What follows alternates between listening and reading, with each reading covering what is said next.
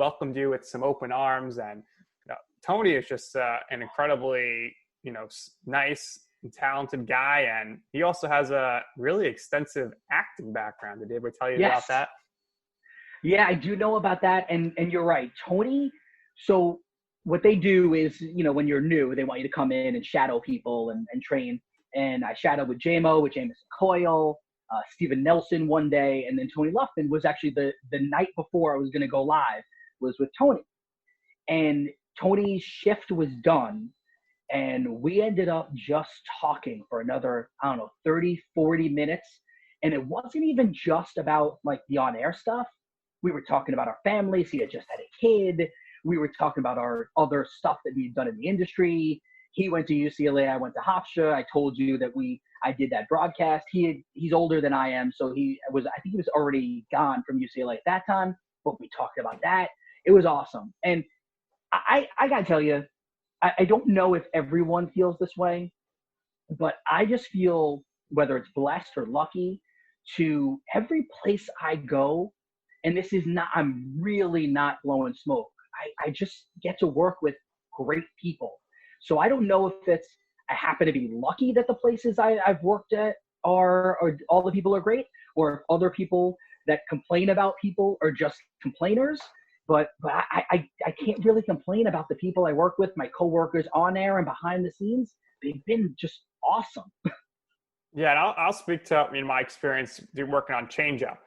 The people, Steven Nelson, incredible person. I worked with him in Bleacher Report as well. We had him on the show. Lauren Gardner, as nice as it gets. We had her on the show. She's a fantastic person.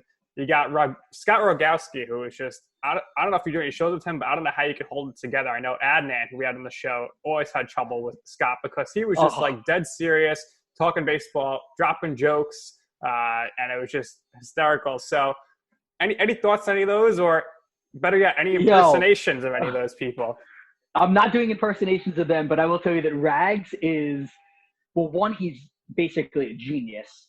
And if you follow his career, HQ Trivia, and I've had him on my podcast as well, and he's going to be hopping on the virtual ring, him and Adnan.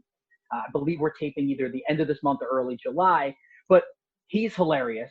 Adnan and I actually got hired on the same day, or at least got like introduced on the same day. So that was kind of cool, and that's a little bond for us. LG Red, Lauren Gardner, is as prepared as any broadcaster I have met. She is like phenomenal. You mentioned Steven Nelson. Him and I have become friends over the last year and a half as well. And he's hilarious and crazy creative and also really smart. I can go on and on about all these people that I've worked with. You worked with any of them, and you just said a bunch of it too. They're awesome. So Keith, the other thing that I think anybody who's in the building knows this as a fact, and I just want to know what your thoughts on this. You are the second most in shape network employee behind Eric Burns. How does that make you feel? Obviously, you're very much into CrossFit. Are you going for the title? Or would you say you're more in shape than Eric Burns? He runs marathons and does like the Ironman, I believe. So I'm going to cede that to him. When I got hired at NBC Sports Radio, and I'll play along just because you brought that up.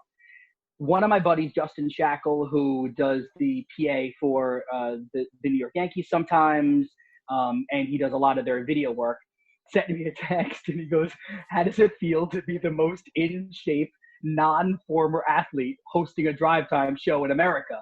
And I'm like, no. And I'm like, wow, that's really cool. All right, well, I guess I gotta stick with it then. It's very funny stuff. And Keith, what me and you originally bonded over was the challenge at MTV. Maybe you could go on the challenge at some point. Wouldn't that be incredible? Or if they did some sort of broadcasters challenge, but we both like the challenge. Listen, when did you start watching the challenge?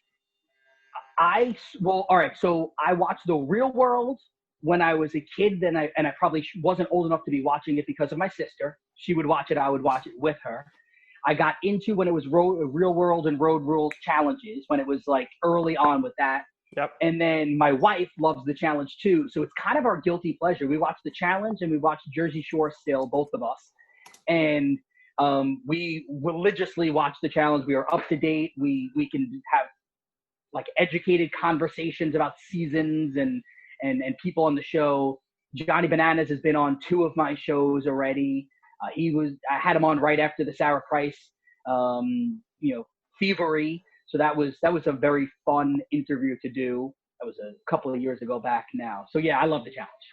I think we got to get the 2 guys who worked together this season, Wes and Bananas, on the virtual ring. Wouldn't that be something? So it's funny that my wife literally just said that, and I was thinking about sending Bananas a text to see if he's interested, if him and Wes want to do it.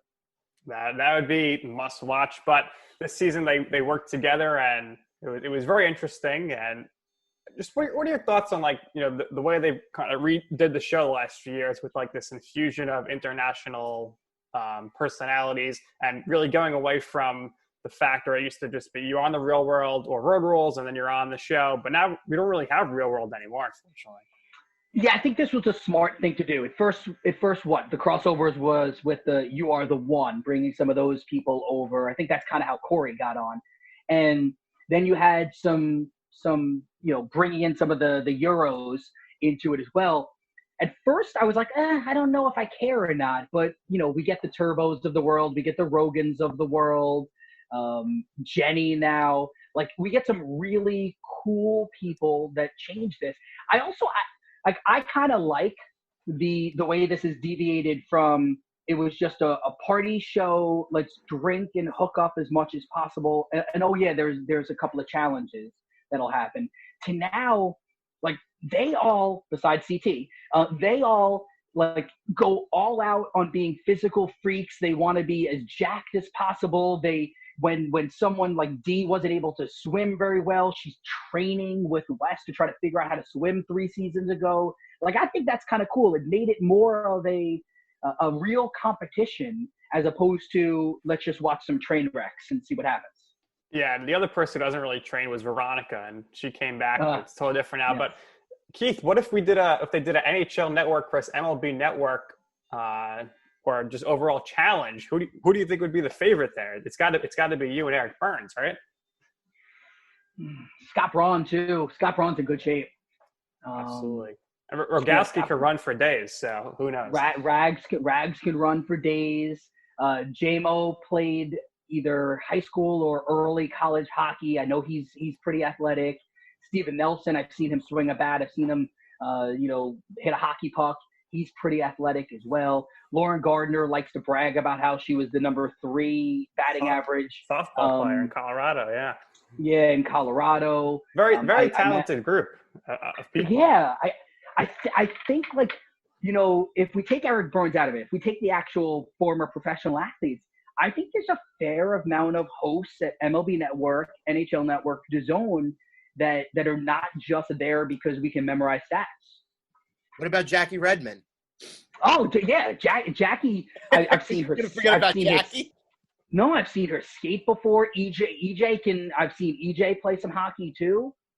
Yeah, see, that's the problem with you asking me this question. It's like asking you who your favorite child is or your favorite, favorite friend, and then you forget to mention one thing and you get called out on it. No, we have a good group. All right.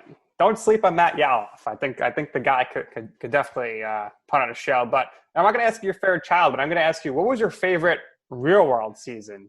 My personally was Austin. I thought that was a phenomenal season. But most people usually say Back to Vegas. The train wreck Back to Vegas show wasn't my favorite. I actually kind of liked the original Brad season was fun when he made that comment about what if we started training? So the world's going to just end up having monkeys here and they're going to be jumping around? That was a fun one. The OG episodes were pretty cool with Puck and all of them. Yeah. France was good. That's where we got CT and Adam from. That was good. And then CT and Adam, that scene where CT was just raging and wanting to beat up Adam, and I think he actually did punch him. He attacked him quite a few times on the challenge, but so the challenge. I'm gonna eat your heart. Yeah, Joe, Keith is incredible. He's impersonations. I think we got to have him back just doing the person. Right? I think we're gonna have Keith on as Mike Francesa next week. I mean. I love your show.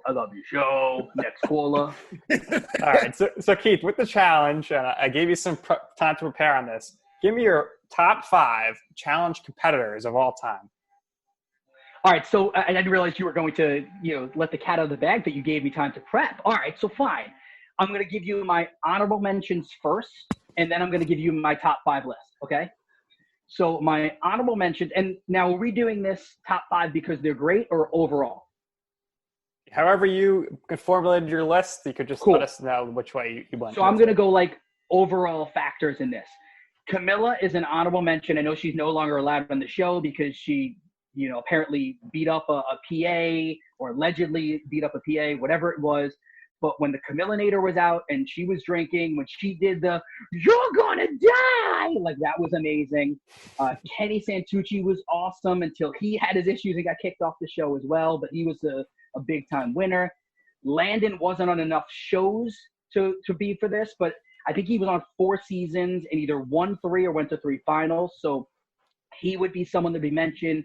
Ev was insane. Evelyn, what a great athlete, but she stopped doing the show as well. The Miz, Joe, you mentioned The Miz.